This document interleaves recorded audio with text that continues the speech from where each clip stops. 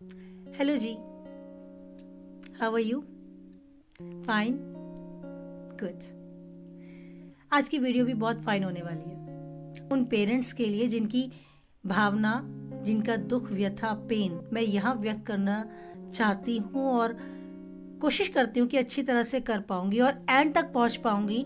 यानी कि आपकी बच्चे जो आपकी हाइट को क्रॉस कर चुके हैं, आज आपके नव पीढ़ी मेरी इस बात को, पेरेंट्स की इस व्यथा को समझ पाएगी और एंड तक जाते जाते अपना माइंड मेकअप कर पाएगी जो पेरेंट्स चाहते हैं, उस डिसीजन तक पहुंच पाएगी जो पेरेंट्स चाहते हैं। क्या चाहते हैं पेरेंट्स? बच्चे के माता पिता क्या अपेक्षाएं रखते हैं अपने बच्चों से?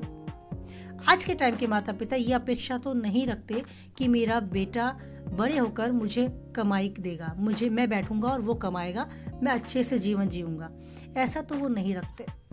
बेटी से भी ऐसी अपेक्षाएं नहीं की जाती। लेकिन हाँ, उसके जन्म से लेकर और आज के टाइम उसकी कहते हैं ना, जवान होने तक वो ये उम्मीद, ये सपना तो सजाए बैठते हैं कि इसकी शादी हम अपने हाथों से करेंगे, डोली में अपनी बेटी को बैठाएंगे, विदा करेंगे, अपने बेटे के लिए प्यारी सी दुल्हनियां लाएंगे।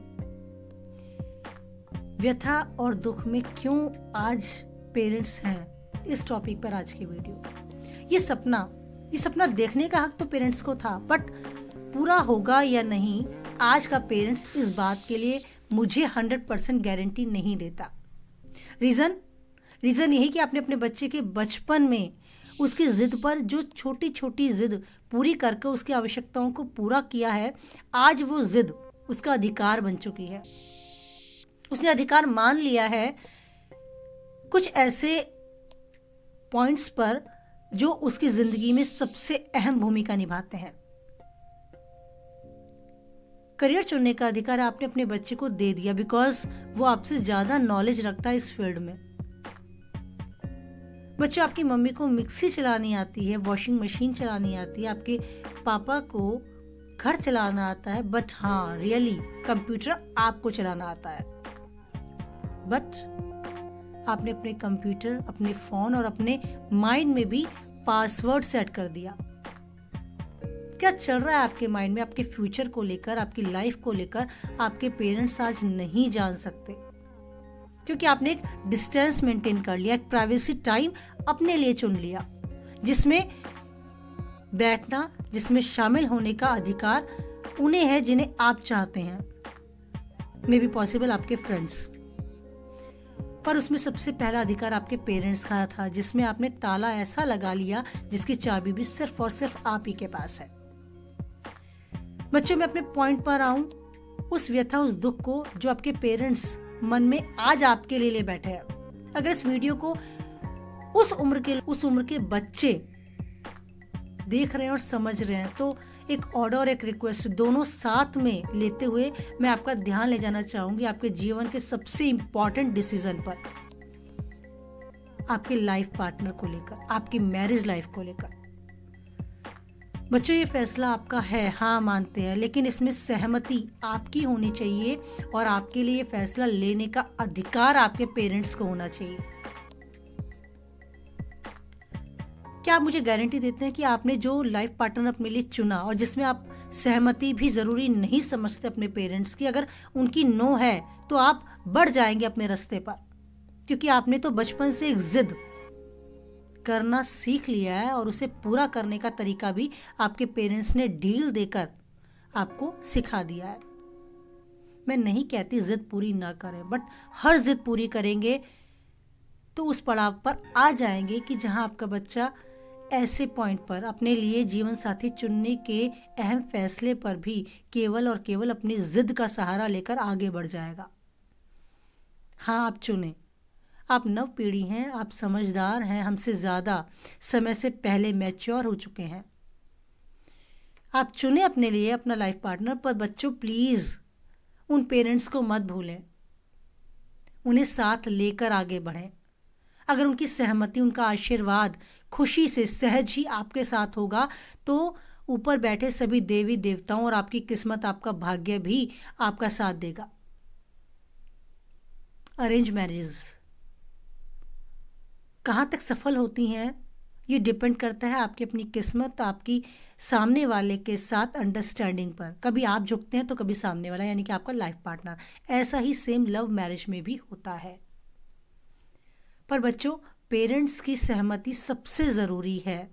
आपके जीवन के पड़ाव में कहीं भी आप मुश्किल में हैं, आप कहीं भी उनका सहारा चाहते हैं, तो सहज ही वो तब मिल पाएगा जब आपने उनको प्राथमिकता दी होगी अपने जीवन के फैसले चुनने के समय में। आपको पता है, जब आपका जन्म हुआ, कितने सेक्रीफाइसेस तब से और आज तक आपके पेरेंट्स ने किए। एक लाइन जो एक माँ के लिए कही जाती है, वो खुद गीले में सोई और आपको सूखे में सुलाया। एक पिता जिसने आपकी ज़रूरतें, आपके शौक़ सब पूरे किए, और अपने ज़रूरतें, अपने शौक़ वो भूल गया आपके होते ही। बच्चों, इस चीज़ को आप तभी समझ पाएंगे, तभी महसूस कर पाएंगे जब आप उस समय को खुद जिएंगे। और आपका ये फैसला आपके जीवन के इस लाइफ पार्टनर चुनने को, खुद के लिए खुद से ही लाइफ पार्टनर चुन लेने को, और पेरेंट्स को इसमें कोई वैल्यू ना देने को, आप कितना सही समझते हैं या कितना गलत, इसे भी शायद सही मायनों में आप तभी समझ पाएंगे जब आप अपने उसी पड़ाव, उसी समय से गुजरेंगे। और डेफिनेटली आपके मुंह से निकलेगा कि हमारे पेरेंट्स, हमारे माता पिता उस समय सही थे। सही वो भी पेरेंट्स थे जब घर में गेस्ट आते थे या हम किसी के घर जाते थे एज अ गेस्ट, तो सामने वाले बोलते थे हमसे, जब हम छोटे थे, हम बच्चे थे, कि बेटा लीजिए, सामने जो नाश्ता है लीजिए बेटा, बिस्किट लीजिए बेटा। और उस बच्चे के मन में हलचल होती थी, लूँ या नहीं, और उसकी आंखें अपने पेरेंट्स की आंखों को देख रही होती थी, और आंखों ही आंखों में पेरेंट्स स्ट्रिक्टली बोल देते थे कि नो, तो वो वहीं पर रुक जाते थे। वो समय भी सही था। आज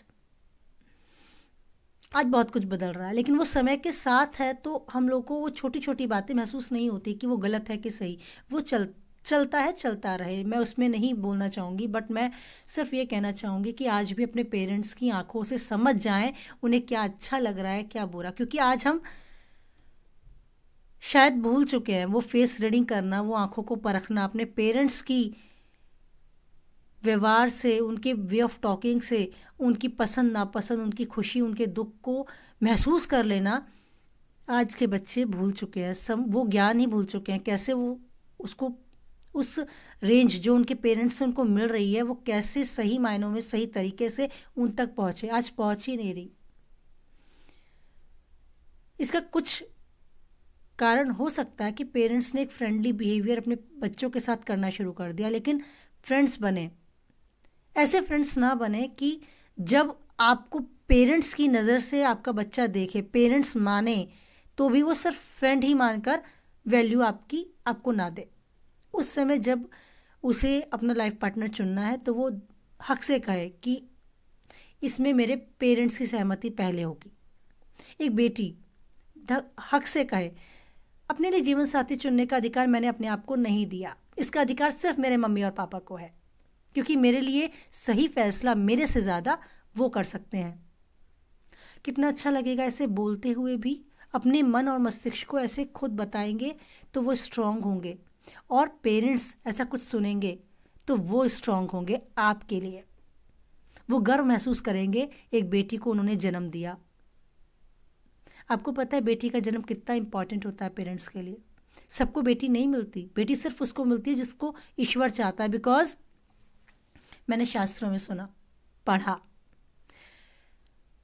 हम जब अपने जीवन को पूरा कर लेते हैं और ऊपर जाते हैं, सब स्वर्ग और नर्क सब होते हैं, वहाँ हमने जीवन में, अपने इस जीवन में जितने गलत कार्य किए, जिससे दूसरों को दुखी किया या कुछ ऐसा किया जिससे हमें नर्क भोगना पड़े, तो कई सारे नर्क होते हैं। लेकिन जिसने कन्यादान किया हो, जिसकी पुत्री और उसने कन्यादान किया हो, उसे कई नर्क में जाने का मौका ही नहीं मिलता, वो उससे बच जाते हैं सिर्फ इसलिए कि उन्होंने कन्यादान किया है। तो मैं एक ऑर्डर तो नहीं बोलूँगी, क्योंकि बच्चे इतने बड़े हो चुके हैं।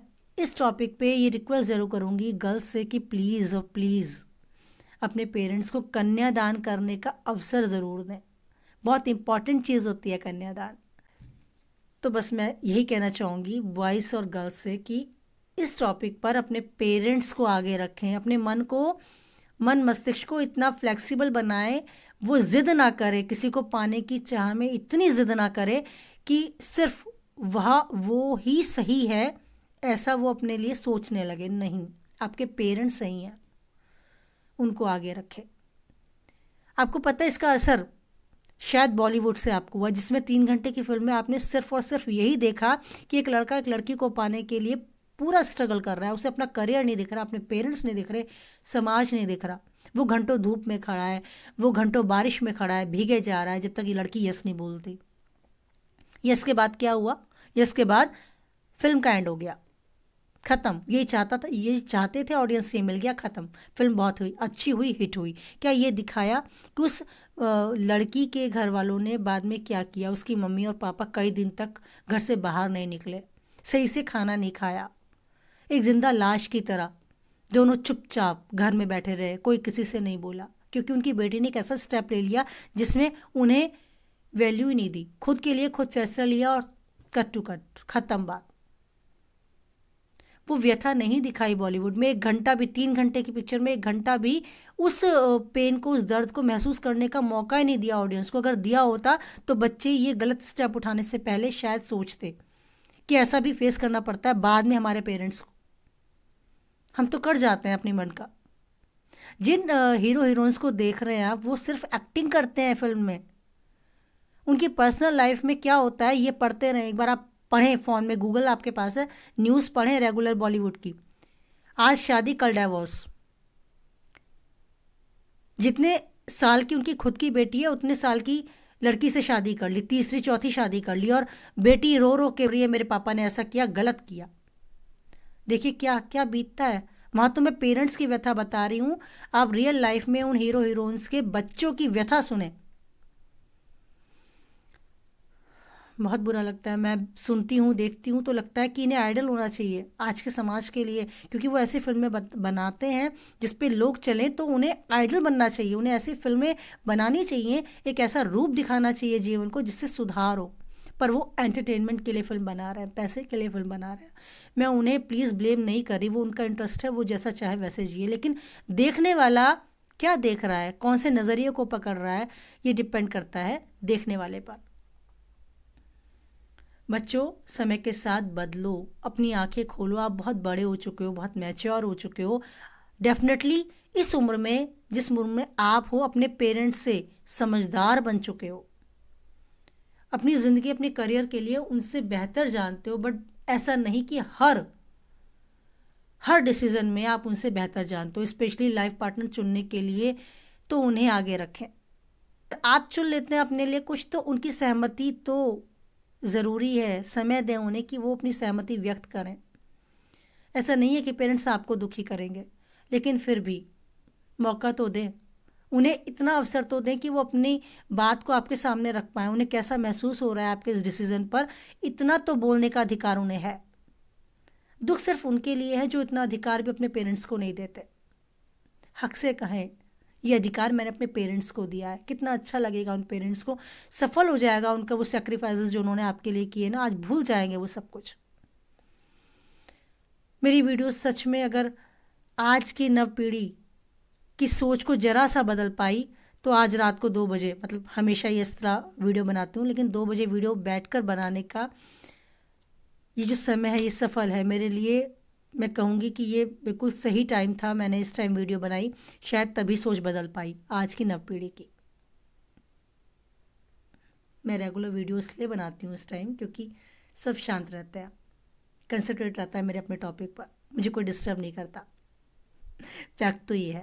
लेकिन हाँ, जो भी समय मैं इसमें देती हूँ वो मन से देती हूँ, और जो भी टॉपिक्स में लाती हूँ वो आज के टाइम से जुड़े हुए होते हैं, इसलिए मैं इस टॉपिक को आपके सामने लाई। आपको इस बारे में मेरे जो मैंने भावनाएं व्यक्त की वो कैसी लगी, क्या मैं गलत हूँ, कमेंट बॉक्स में लिखें। किस हद तक सही हूँ, इस बात को भी मैं जानना चाहूँगी, तो प्लीज़ प्लीज़ कमेंट करें, मुझे बताएं कि क्या आज की नव पीढ़ी को इस विषय पर सोचना नहीं चाहिए, बदलना नहीं चाहिए। अगर आपका जवाब भी मेरी तरह यस है, तो थैंक्स अ लॉट मुझे सपोर्ट करने के लिए, मुझे सुनने समझने के लिए। थैंक यू सो मच इस वीडियो को देखने के लिए। Till then, Radhe Radhe.